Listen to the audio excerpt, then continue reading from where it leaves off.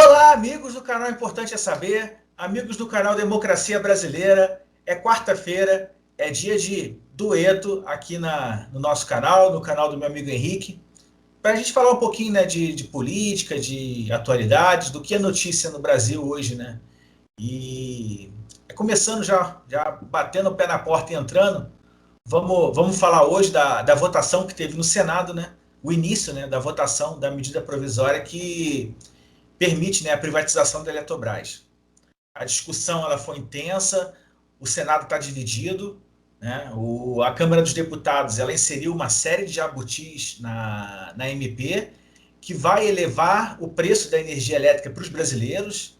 Né? A gente tem aí alguns especialistas falando em uma ordem de 40 bilhões, quase que no primeiro momento. A Miriam Leitão já projetou aí para 30 anos algo em torno de 400 bi, ou seja, a gente teria que pagar por uma outra Eletrobras para vender a Eletrobras, para vocês verem o nível que esse governo e esse Congresso Nacional insiste em botar emendas que privilegiam apenas interesses pessoais. Em pleno século XXI, um século de energia limpa, renovável, a gente falar em queima de carvão, em energia, em usina a gás, ou seja, tudo aquilo que vai contra os protocolos ambientais de conservação e preservação do meio ambiente. Mas é nesse contexto, é com esse monte de jabuti que o Senado vai ter que enfrentar amanhã às 10 horas da manhã, na continuidade da sessão que se iniciou hoje. Vamos aguardar para ver. Como opinião, me manifesto claramente contrário à privatização, principalmente no momento que a gente vive, um momento de pandemia, um momento de seríssima crise de falta de abastecimento de água que a gente vai enfrentar brevemente. O governo Bolsonaro só está esperando aprovar a privatização para poder apresentar as medidas de racionamento de energia. A gente sabe que vai ter, e a gente sabe que já começa em agosto, possivelmente, ou no mais tardar em setembro. Enfim, é uma série de coisas que ficam escondidas, né, entre as entranhas do Poder Executivo e do Poder Legislativo, para que nós brasileiros, ao final, sempre paguemos a conta, né, meu amigo Henrique? A gente sempre paga. Ah, Boa noite a todos que nos assistem. Mais um prazer estar com o Leonardo, do canal Importante da CB, e o pessoal que nos assiste, que gosta do canal Democracia Brasileira, sempre traçando a perspectiva do que acontece no país. E realmente, Leonardo, é lamentável, né? A gente vê um governo federal, mais uma vez, colocando no seu plano maníaco, no seu plano de destruição e querendo usurpar o Estado Democrático de Direito e querendo destruir o que o Brasil tem de riqueza, o que o Brasil tem de grande lucro, do que o Brasil tem com orgulho, que são as empresas que são 100% nacional, no caso a Eletrobras, entra nesse quesito, e o governo federal querendo destruir, vender para poderes, para pessoas alienígenas, para alienígenas, a empresa, né? É vergonhoso, porque isso enfraquece mais o nosso país. A gente já sabe o caos que está no nosso Brasil, que a nossa economia tão precária que está ocorrendo, e a gente ainda vai vender, querem vender a Eletrobras para aumentar ainda mais a taxação na área de energia, e quem paga isso é o próprio povo brasileiro. Então é vergonhoso a gente ver um governo que conspira contra o seu próprio povo. Então a gente sim se opõe contra a privatização da Eletrobras. Aqui sim nós somos patriotas, somos brasileiros, defendemos aquilo que são nosso. Não o Bolsonaro, que se diz patriota, esse governo mentiroso, esse governo corrupto, esse governo que se diz brasileiro e sobe a rampa do Planalto com a bandeira de Israel ou a bandeira dos Estados Unidos. Isso não é ser patriota. Então nós somos contra qualquer tipo de privatização que prejudique o Estado brasileiro e prejudique a nossa honra, daquilo que nós temos como orgulho do nosso povo, que é a Eletrobras, que é a Petrobras, que são orgulhos do nosso país. Então somos sim contra a privatização, contra esse ato criminoso que o governo federal tenta fazer ao país. Exatamente, meu amigo Henrique. Só para concluir esse assunto, a gente vê a ânsia de vender, a ânsia de querer entregar que você falou, para alienígenas, que a gente sabe muito bem de onde são, de que planeta eles vêm, né? Aquele planeta bancário, aquele planeta daquele banco de três letras que é muito amigo do ministro da Economia. A gente sabe aonde estão os alienígenas. Os mesmos que compraram a BR Distribuidora, com a falsa promessa de que o combustível ia baixar de preço, os mesmos que compraram a Liquigás, sob a promessa de que o gás ia baixar de preço. Enfim, a gente conhece bem esses alienígenas e sabe que eles querem apenas se elocupletar com o patrimônio público já pago, ou seja, a gente vai vender usinas já quitadas para que o privado entre em regra de mercado, de livre concorrência, para botar o preço da energia ao seu bel prazer. Realmente, o brasileiro é muito passivo, gosta muito de sofrer. É triste. Pensem nisso, tá? Porque amanhã, quando a sua conta tiver aí 20, 30% mais cara, não vai reclamar, porque você sequer procurou saber, procurou cobrar o seu parlamentar, o seu deputado, o seu senador. Saber, a gente tem que acompanhar. Infelizmente, não dá mais para ficar calado. Se a gente não acompanhar o trabalho do parlamentar, a pauta dele, quais são os projetos que ele tem, se a gente deixar para lá, a gente vai estar sempre entubando prejuízo atrás de prejuízo. É muito triste. Mas, superada a questão que ainda vai ser discutida na justiça, tem muitas outras coisas aí em jogo, como, por exemplo, só para ilustrar, como é que se privatiza uma empresa sobre alegação de urgência por medida provisória, sem audiência pública, sem os ritos nas comissões? Não existe isso, gente. Não é medida provisória para as questões essenciais e importantes. Uma empresa de 60 anos que dá lucro não é urgente, só na cabeça do Bolsonaro e do Paulo Guedes, claro. Mas voltando agora a falar um pouquinho do Maranhão. Meu amigo Henrique, me parece que o Maranhão está à frente do seu tempo, assim como o nosso Amaral Gurgel, lá na década de 90. O Maranhão está à frente do seu tempo, já praticamente vacinou todos os adultos, né? Os comunistas estão danados, hein? Os comunistas são danados, realmente. É complicado, né, Leonardo? A gente vê pessoas que vivem ainda na Guerra Fria e as pessoas têm tanto medo do comunismo. Ah, que o Brasil vai virar comunista. Ah, o Brasil vai virar uma Venezuela, vai virar uma China, uma Cuba da vida. Só que eles falam tanto do comunismo que as pessoas, vão passar fome, vão morrer de fome. Só que a gente vê totalmente o contrário, né? A gente vê no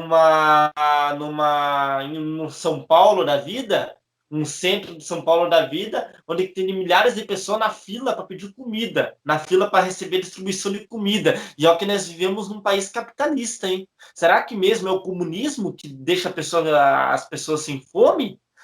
Então vale muito a pessoa repensar sobre isso e não cair nesse marketing que ficou americano, que ficou depois deles vencer a Guerra Fria. Porque marketing em cima do comunismo, em cima daquelas falácias que existem, tem muitos. Então a gente sabe que é uma paranoia das pessoas que acham que o comunismo vai destruir o país, e o Brasil está muito longe de ser um país comunista.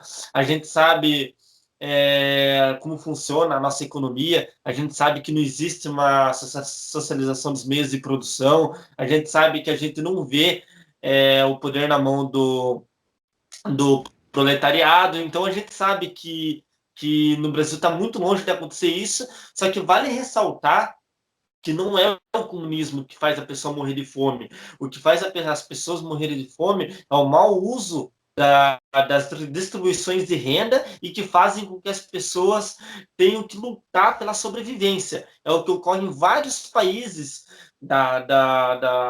do nosso mundo. A gente vê países como Haiti, vários países da África, que são países de direita, e alguns até de extrema, tem um governo de extrema direita, e que a gente vê que são países miseráveis. Então não adianta a gente pegar e ficar se iludindo, querer julgar uma outra coisa sem saber olhar para aquilo que está na nossa frente. E a gente vê que no Brasil só aumenta a taxa das pessoas desempregadas, só aumenta a taxa das pessoas que passam fome no país. E a gente sabe que a gente está longe de ser um país comunista. Então, aonde que está essa coisa grandiosa, essa coisa linda que é o capitalismo?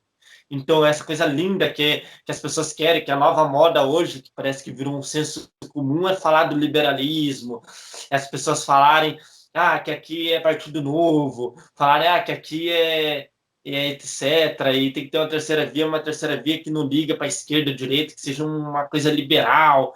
Onde que está essa questão do liberalismo? Eu nunca vi um país no mundo que cresceu com o liberalismo. As pessoas até comentem aí o país que cresceu com o liberalismo. Então a gente fica triste. A gente sabe que os grandes países hoje em dia cresceram com um Estado forte no começo, auxiliando a sua população, e a gente vê os países mais desenvolvidos do mundo, como Noruega, Finlândia, Dinamarca, Suécia, são países que têm um Estado extremamente presente na sociedade e que auxiliam a sua população, tendo uma ótima educação, uma ótima saúde, uma ótima segurança. E a gente sabe que o que nós queremos aqui não é um Estado mínimo, mas é um Estado que supre todas as questões de saúde, educação e segurança da melhor forma possível, sem inchar a máquina pública, mas também sem deixar falta de servidores nessa área, porque a gente sabe que quando a gente tem uma saúde, educação e segurança de qualidade, a gente sabe a importância de um Estado forte. Então a gente vê essas pessoas que criticam o Flávio Dino no Maranhão por ele ser comunista, por ele ser do outro viés ideológico, mas a gente vê que na prática o Flávio Dino está sendo melhor que muitas pessoas, inclusive ele está fazendo um papel extremamente importante no seu estado que um presidente da República não consegue fazer pelo seu país. Então é vergonhoso a gente ter um Jair Bolsonaro na presidência da República e é vergonhoso a gente ver uma pessoa com honra e caráter que é o Flávio Dino fazendo o que está fazendo no Maranhão, fazendo o país fazendo com que Alcântara esteja 100% das pessoas adultas vacinadas e ainda por cima sofrer fake news e sofrer ser bombardeado pelo gabinete do ódio e por essas pessoas que são de extrema direita e nazifascistas. É vergonhoso a gente ver o país indo totalmente ao contrário daquilo que é a democracia, né? É verdade, meu amigo Henrique. E só para comentar aí 3 coisas na sua fala, que já por si só já foi brilhante. Primeira coisa, o Brasil ele viveu 14 anos sob a égide do PT. E qualquer pessoa que vier me falar que o PT é comunismo é no mínimo brincadeira ou falta de estudo, né? Nunca se lucrou tanto os bancos quanto no governo PT. Henrique Meirelles, Guido Mantega, algum deles é comunista, foram ministros da Fazenda, presidentes de Banco Central, algum deles tem algum viés comunista? Pergunta para o Itaú, para o Santander, se durante o governo do PT eles tiveram algum problema comunista na hora de obter os seus lucros milionários com taxas, com tarifas exorbitantes. Então, independente do partido, o Brasil ele sempre teve a liberdade econômica. O que acontece é que o Bolsonaro ele precisa ter um inimigo imaginário. As crianças muitas vezes têm amigos imaginários, que elas conversam, que elas riem, que elas interagem. Já o Bolsonaro ele tem inimigos imaginários, inimigos que ele fica imaginando diariamente. E um deles é o comunismo, o outro é o Lula. Não estou entrando no mérito se Lula é ladrão ou não é ladrão, mas eu acho que o Bolsonaro ele sonha com Lula todo santo dia. Ele deve confundir, chamar Michele de Lula e o Lula de Michele. Porque não é possível o amor que ele tem para falar do Lula, de só falar do Lula. Esquece o PT, esquece o Lula. Governe direito, governe para o povo. Se você fizesse isso, nesses quase 3 anos de mandato, quase, a gente estaria numa situação muito melhor do que está hoje. E só concluindo a sua fala, não podemos esquecer que o Maranhão é o estado mais pobre da federação. É o estado que tem a menor capacidade e a menor condição econômica de todos os 26 estados do Brasil e Distrito Federal. É bom que fique bem claro, porque assim, estados como São Paulo, que tem o PIB maior, que dezenas e dezenas de países não conseguiu dar continuidade na sua vacinação. Não é uma crítica ao governo do Dória, até porque a gente sabe que muitas das vacinas do Butantan, que ele poderia usar efetivamente, exclusivamente no estado dele, se fosse um país, e ele conseguiria fatalmente vacinar quase toda a população dele, ele teve que ceder para os demais entes federativos. A gente sabe disso. Não estou entrando nesse mérito. Mas São Paulo, com a grandeza que ele tem econômica, com o poder econômico que ele está muito aquém do que ele deveria estar. E aí não podemos nos esquecer que São Paulo já vive aí pelo menos há uns 16 anos de governo do PSDB, o tão liberal PSDB, né, de Aécio, Alckmin, Serra, Fernando Henrique Cardoso e assim por diante. Porque não vamos dizer que são comunistas, né? Que o Fernando Henrique é comunista, que o Serra é comunista, aí não dá, né, gente? Não é por aí. Mas enfim, essa é só a minha opinião. Quero dar os parabéns aí ao Flávio Dino pela campanha que ele está fazendo no estado dele de vacinação. Lamentar pelos quase 500 mil mortos, marca que a gente vai alcançar ainda nesse mês de junho. Lamentável. Lamentável ainda, um presidente que nunca foi a um hospital, que não vai, só vai fazer política, mas nunca foi a um hospital para conversar com doentes, para verificar as condições de saúde dos profissionais que lá trabalham, o estresse, a dor que é ficar num ambiente daquele diariamente, convivendo com a morte lado a lado, enfim, se solidarizar-se com pessoas que estão cedendo uma parte da sua vida em prol do outro ser humano, né? Mas essa é só a minha opinião, gente. Se vocês gostaram desse vídeo de hoje, deixe o like no canal Importante Saber, deixe o like no canal Democracia Brasileira. Estamos aí, juntos, na busca por mais inscritos, divulgar o trabalho, expandir as nossas visualizações, as nossas inscrições, e a gente conta muito com a ajuda de vocês. Meu amigo Henrique, tudo de bom para você, aguarda a sua palavra aí e até o próximo vídeo. Muito obrigado a todos esses que nos assistiram. Quero só concluir falando que nós estamos chegando, infelizmente, à marca de 500 mil de mortos. E isso só tem. E o culpado de tudo isso tem nome e sobrenome. É Jair Messias Bolsonaro. E outra, e a sua caterva também, como diz o brilhante professor Villa, terá que ter um tribunal de Nuremberg, sim, aqui no Brasil, onde que essas pessoas terão que vão sentar nesse tribunal e terão que pagar por tudo que estão fazendo a população brasileira.